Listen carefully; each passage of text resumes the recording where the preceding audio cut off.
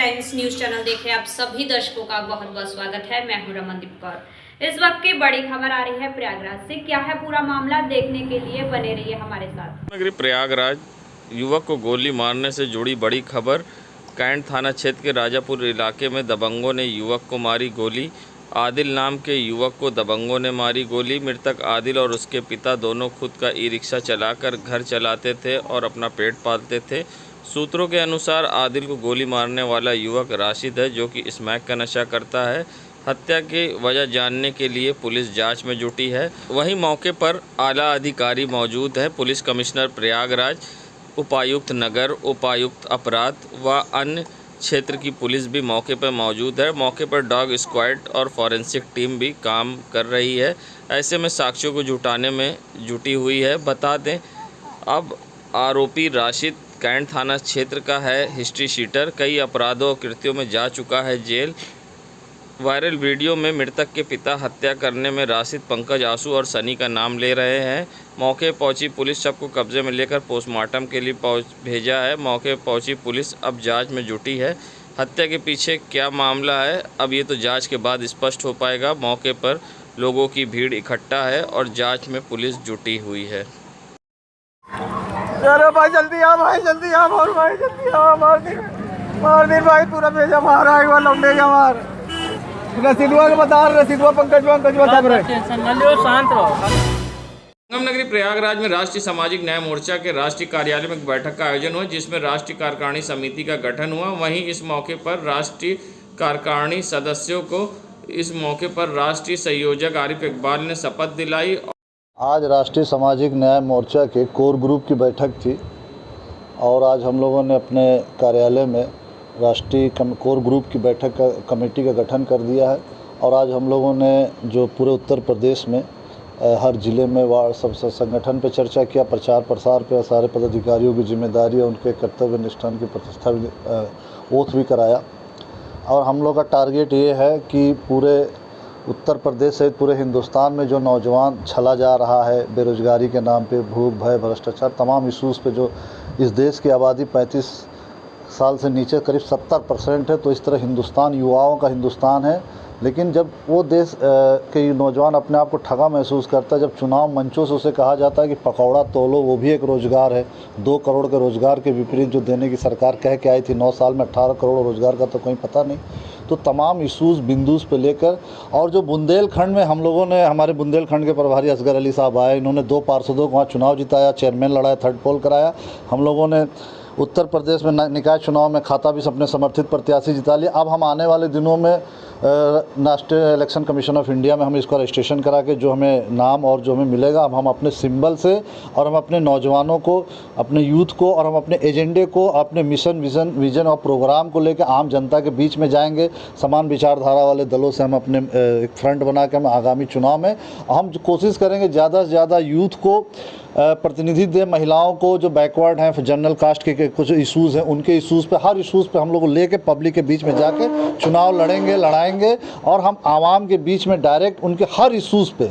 और जो पार्टियां जैसे नौजवानों को चुनाव के टाइम में जो उनको यूज करती हैं, चुनाव के वक्त उनसे पैसे की मांग करती है और अपने आप को उसको प्लेटफॉर्म चुनावी उससे एजेंडे से हटा देती है और उसका 5 साल यूज करने के बाद, तो हम इसीलिए राष्ट्रीय सामाजिक न्याय मोर्चे का हम लोगों ने गठन करके आज इसके औपचारिक रूप से कोर कमेटी का गठन कर दिया। और जल्द ही हम एक प्रतिनिधि सम्मेलन, उसके बाद लखनऊ में रिफायम क्लब में एक बहुत बड़ी रैली करके हम इस देश के सारे नौजवानों को, यूथ को, पिछड़े दबे कुचले लोगों को हम आमंत्रित करेंगे।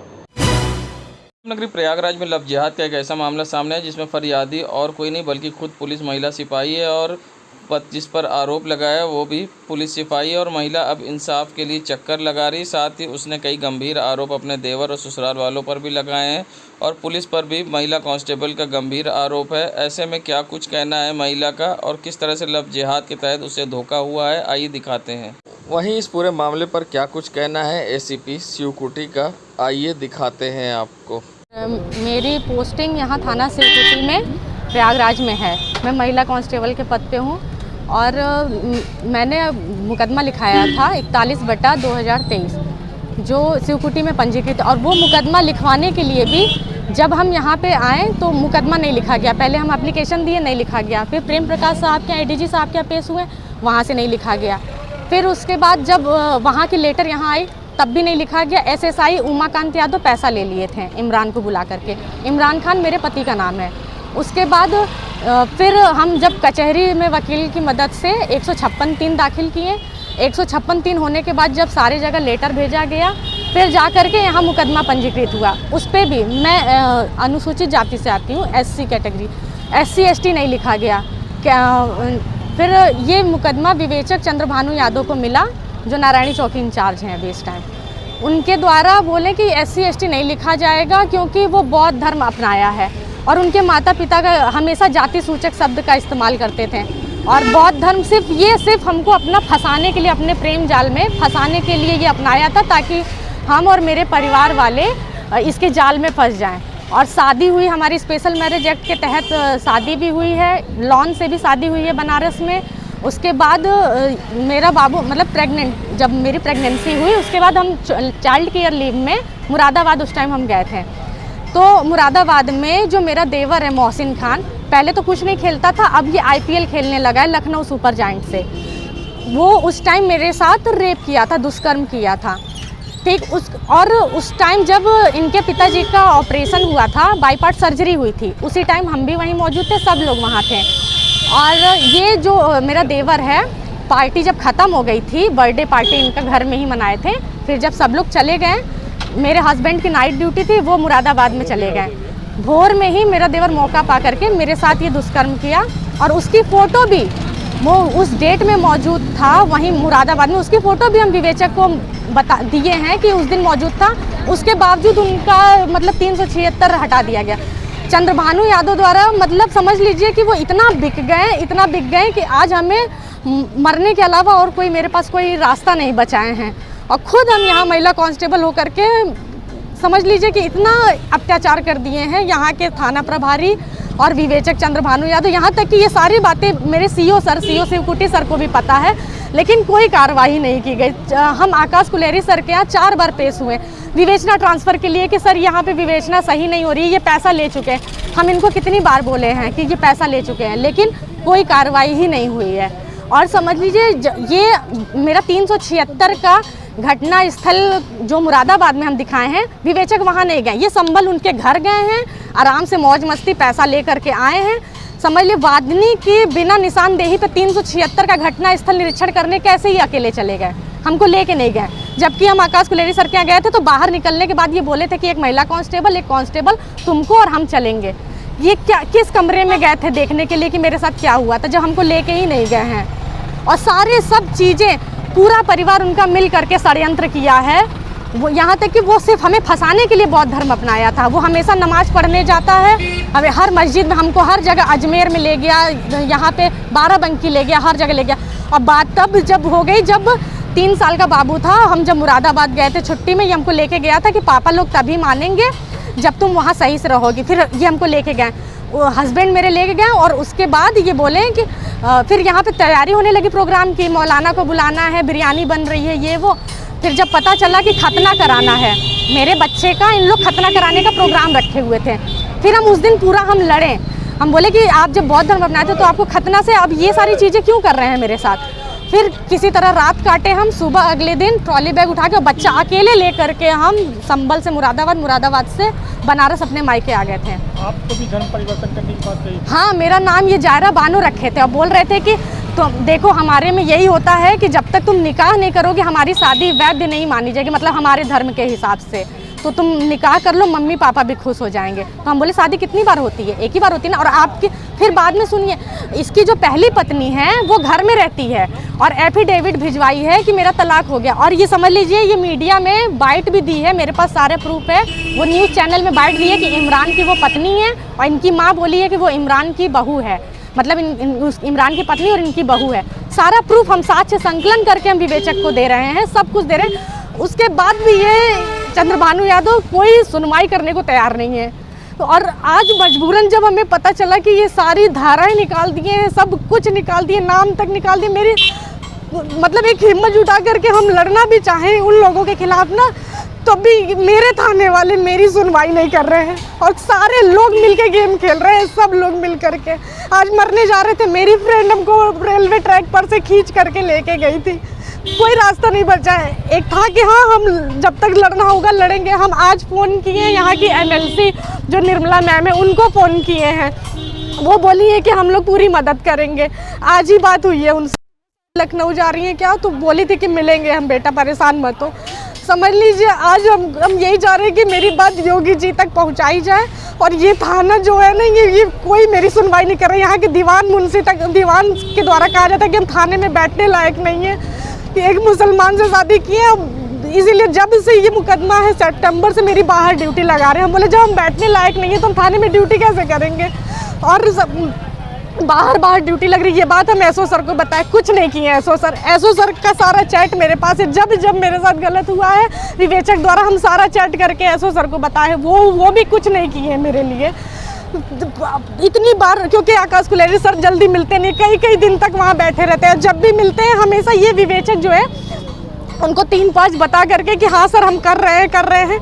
वो भी बोले थे कि फरवरी का लिखा गया है मुकदमा, आज तक कार्रवाई क्यों नहीं हुई। अगला सस्पेंड नहीं हुआ पीलीभीत SP, वो आज तक उसके खिलाफ कोई विभागीय जांच ही नहीं की है। हम तो ये कहेंगे कि SP पीलीभीत भी मिले हुए हैं, जो उसी पुलिस लाइन में इमरान खान तैनात है। आप कहाँ पे तैनात हैं और वो कहाँ तैनात है? मेरी पोस्टिंग यहाँ शिवकुटी थाना प्रयागराज में है और इमरान खान की पोस्टिंग पीलीभीत पुलिस लाइन में है। बस ये देखिए, मंजीत शेखरन नाम की एक कांस्टेबल है, महिला कांस्टेबल है, शिवकुटी में पोस्ट है। उन्होंने 2017-18 में शादी जो है एक इमरान नाम के जो है से व्यक्ति से की थी, और वो इमरान जो थे इनके जो है प्रशिक्षक थे वहाँ। ये लोग विधि विधान के साथ शादी किए।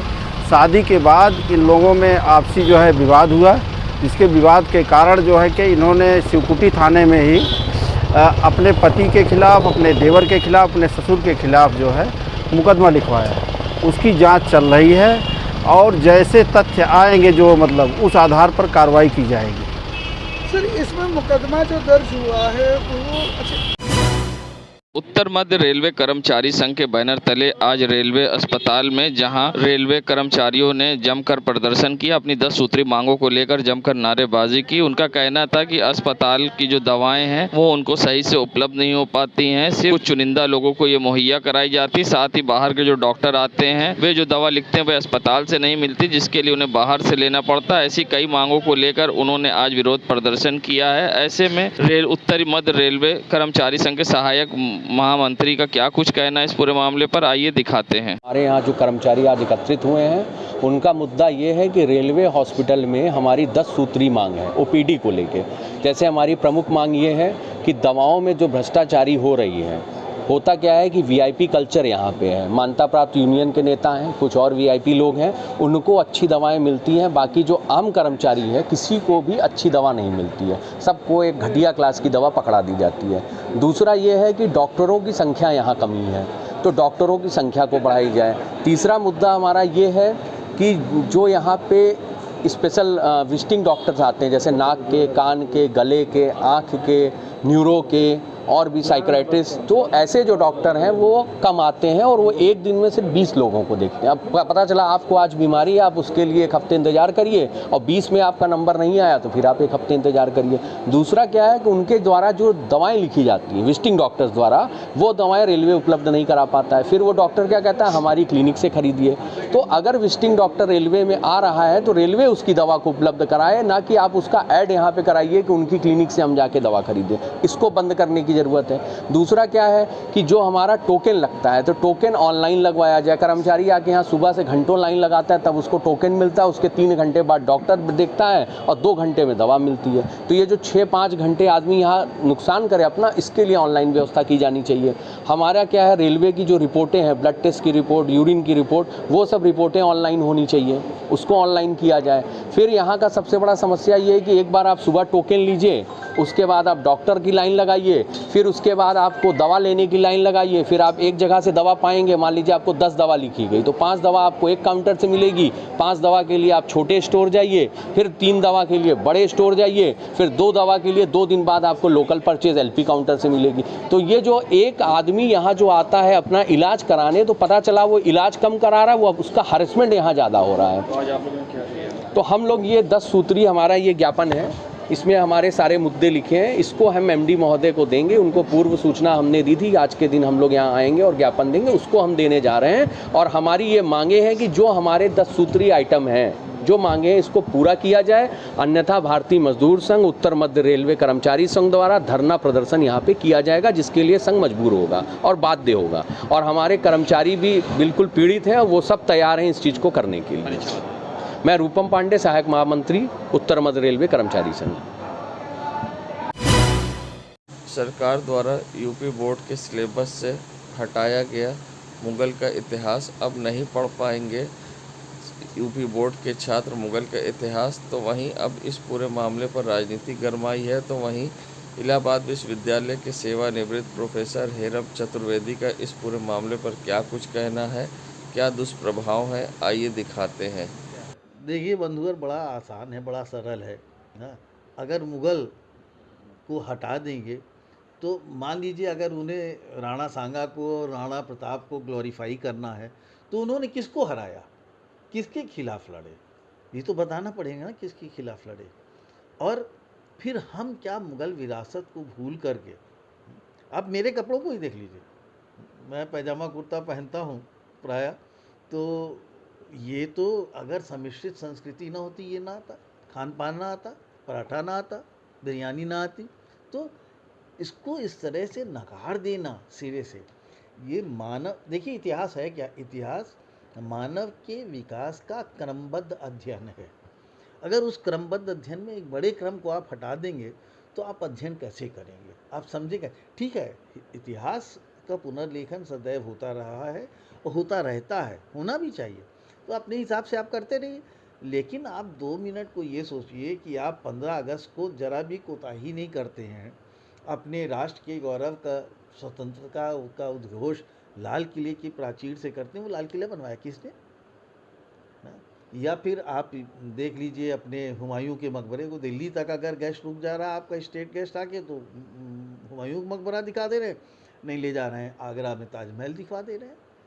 इलाहाबाद में हम और आप दोनों रहते हैं, भले ही उसे आज आप प्रयागराज कह दिए, पातालपुरी का मंदिर जस का तस निकला, भले ही उसमें अकबर ने किला बनवा लिया हो जिसका वर्णन ह्यून सांग से लेकर अलबरूनी करते रहे। तो इसके मतलब वे खुद भी यहाँ की संस्कृति को बचा। देखिए जिस तरह का सामाजिक ताना बाना मध्यकाल में था या जिस तरह का है, उसमें किसी एक पक्ष के समाज को आप नज़रअंदाज करके सामाजिक सद्भाव नहीं बना सकते, और सामाजिक सद्भाव के आधार पर ही राजनीतिक एक मजबूती आती है। नगरी प्रयागराज के बहादुरगंज मोती पार्क में कांग्रेस जनों ने वरिष्ठ कांग्रेस नेता बाबा अवस्थी व इरशादुल्लाह के नेतृत्व में एकत्रित होकर रेल दुर्घटना में मारे गए लोगों के लिए 2 मिनट का मौन रखकर मोमबत्ती जलाकर श्रद्धांजलि दी है। साथ ही रेल मंत्री से इस्तीफे की मांग की है। वहीं कांग्रेस के वरिष्ठ नेता बाबा अभय अवस्थी व कांग्रेस नेता इरशादुल्लाह ने क्या कुछ कहा, आइए दिखाते हैं। ऐतिहासिक मोती पार्क पर यहाँ के स्थानीय लोगों के साथ मिलकर हमारे नेता इरशादुल्लाह जी के जो है आह्वान पर यहाँ सब लोग इकट्ठा हुए हैं। उड़ीसा के अंदर जो दर्दनाक मंज़र जो है कल रात से जो है देखने को मिल रहा है, सब की जो है आत्मा जो है विचलित हो जा रही। ऐसा हादसा जो है हम लोगों के होश में पहले कभी नहीं देखा गया। एक साथ एक के ऊपर एक 3 ट्रेनें जो है, हम लोग ईश्वर से, अल्लाह से ये दुआ करते हैं कि मृतक परिवारों को हौसला दें, हिम्मत दें, वो अपने परिवार के लोगों के खोए जाने का गम सह सकें। सरकार से हम मांग करते हैं कि ताकत के साथ उन मृतक परिवारों के साथ खड़ी हो, उनको सरकारी नौकरी दें, उनको मुआवजा दें, जो घायल है उनका बेहतर से बेहतर इलाज कराएं। हम लोग कोई राजनीति इस विषय पे नहीं करना चाहते, लेकिन सरकार को सचेत करना चाहते हैं कि अपने जो है धर्म से पीछे ना हटे और जो कुछ हो सके मदद वो करें। हम विपक्ष के लोगों से भी अगर सरकार कहेगी तो हम लोग भी एक फंड कलेक्ट करके सरकार के खाते में देकर उन मृतक परिवारों को अपना जो है सहयोग देंगे। जो ट्रेन हादसा हुआ है वो भारतीय रेल के इतिहास के अंदर सबसे बड़ा दुर्घटना है ये, और ये ऐसी घटना है जो आदमी को विचलित कर दे रही है। आज हम लोग जो ख़त्म हुए हैं उनकी आत्मा की शांति के लिए यहाँ पे हम लोग एक श्रद्धांजलि सभा दी, उनके लिए 2 मिनट का मौन रखा और आत्मा से ऊपर वाले से ईश्वर से दुआ करते हैं कि उनके और घायल वालों को, जो भी घायल हैं उनको सेहत और तंदुरुस्ती दे और जल्द से जल्द वो ठीक हो। क्योंकि ऐसा लगता है कि ये जो घटना है, ये इतनी बड़ी घटना होने के बाद भी हम वो कहने पे मजबूर हो रहे हैं कि रेल मंत्री को इस्तीफ़ा दे देना चाहिए और इसकी उच्च स्तरीय जांच होनी चाहिए। जो भी दोषी अधिकारी हैं उन पर सख्त सज़ा होनी चाहिए, क्योंकि ये विचलित कर देने वाली है भारत की इतनी बड़ी घटना है। इरशादुल्ला।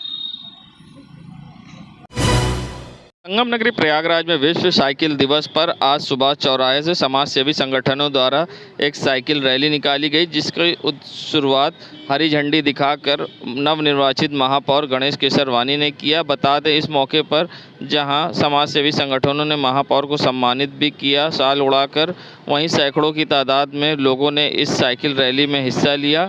बता दें क्योंकि साइकिल हमेशा स्वास्थ्य के लिए बेहतर है और साइकिलिंग से हमेशा स्वास्थ्य बेहतर होता है, जिसको लेकर लोगों को जागरूक करने के लिए ये रैली निकाली गई। समाज सेवी संगठनों के द्वारा इस रैली में सुभाष चौराहे से शुरुआत की गई। इसमें महिलाएं, बच्चे, बुजुर्ग व समाज सेवी संगठन के लोगों ने हिस्सा लिया। इस मौके पर जहां महापौर गणेश केसरवानी, लालू मित्तल, नीरज जायसवाल व कई समाज सेवी संगठन के लोग उपस्थित रहे और साइकिल रैली में हिस्सा लिया और लोगों को साइकिल के प्रति जागरूक किया। संगम नगरी प्रयागराज में उस समय हड़कंप मच गया जब नगर निगम की गाड़ी से सिविल लाइन के पार्षद बबलू सिंह रघुवंशी की गाड़ी को टक्कर लग गई, जिसके बाद पार्षद भड़क उठे। साथ ही पार्षद का कहना था कि ड्राइवर का कहना है उसे गाड़ी चलानी नहीं आती है, इस वजह से उससे ये हादसा हुआ है, जिसमें बाल बचे पार्षद नाराज़ दिखे। उनका क्या कुछ कहना था इस पूरे मामले पर, आइए दिखाते हैं आपको। मैं देखा कि ये गाड़ी बीच में खड़ी थी, हमने कहा ये क्यों खड़ी है। उसके बाद मैंने भी अपनी गाड़ी खड़ी की, हमने देखा ड्राइवर है तो इसमें हम कहते चलाएगा हटाएगा तो मैं भी निकलूंगा अपनी गाड़ी से। मैं यहाँ नगर आयुक्त महोदय के पास आया था अपनी एप्लीकेशन लेकर के। उसके बाद ये बंदा पता नहीं क्या वो अचानक से गांव से गियर लगा और सीधा आके मेरी गाड़ी के ऊपर चढ़ गई। मतलब मैं बैक करवाता अपने ड्राइवर। चोट नहीं लगी? नहीं, चोट नहीं लगी है। ये जो है पूछने में बता रहा है कि मुझे चलाना नहीं आता, मैं गाड़ी ये पहली बार छू रहा हूँ, मुझे आदि तो पता नहीं त्यागी जबरदस्ती भेजे है और लाइसेंस नहीं था, अभी लाइसेंस हम दिखाने लगा, परंतु ये गाड़ी नहीं चला पाता, मैं सेवर हूँ। अब इसके लिए क्या करेंगे आप? एक पार्षद है, कहीं आपकी जान बच गई, अगर सड़क पर चलाएगा तो कितने लोग मरेंगे? वो बिल्कुल उसी के मैं चाहता हूँ ना कि दोबारा ये फिर चला के दिखाए कि ये चला दिखाए, चौराहा नचा दिखाए कि गाड़ी ड्राइवर है भी नहीं है। इसके लिए कार्रवाई सीधा पुलिस करना चाहिए, ऐसे व्यक्ति को जेल भेजना चाहिए जो गाड़ी नहीं चलाना जानते, लाइसेंस को किसने दिया इसकी जांच करनी चाहिए। क्या नाम है आपका? बबलू सिंह रघुवंशी, पार्षद civil line, Bharatiya Janata party. Atarsuiya थाना अंतर्गत उर्वा मोहल्ले में गाजी मियाँ के मेले में लड़कों में हुई लड़ाई, वीडियो सोशल मीडिया पर हुआ वायरल। बता दें गाजी मियाँ के मेले में जमकर युवाओं में हुई मारपीट और ऐसे में अब वीडियो सोशल मीडिया वायरल हो रहा है। आपको बता दें गाजी मियाँ के मेले में 2 पक्षों में जमकर मारपीट हुई किसी बात को लेकर और दोनों पक्ष में देखते ही देखते अब लड़ाई बढ़ती चली गई, जिसके बाद दोनों पक्ष के लोगों ने एक दूसरे को मारते पीटते दिखाई दिए। आप देख सकते हैं वीडियो सोशल मीडिया पर वायरल हो रहा है, जहां गाजी मियाँ के मेले में मारपीट का वीडियो सामने आया है। दबंगों के हौसले इस कदर बुलंद है कि उनमें ज़रा सा भी खौफ नहीं है और दोनों पक्ष में जमकर लात घूसे चले हैं। वीडियो सोशल मीडिया पर तेज़ी से वायरल हो रहा है। बता दें अतरसुइया थाना क्षेत्र के उर्वा मोहल्ले का ये वीडियो बताया जा रहा है, जिसमें 2 पक्षों में किसी बात को लेकर विवाद हुआ, जिसके बाद दोनों पक्ष में जमकर मारपीट हुई। इनमें ज़रा सा भी नहीं दिखा पुलिस का खौफ। देश दुनिया की खबरों के लिए world media times news channel को सब्सक्राइब करें।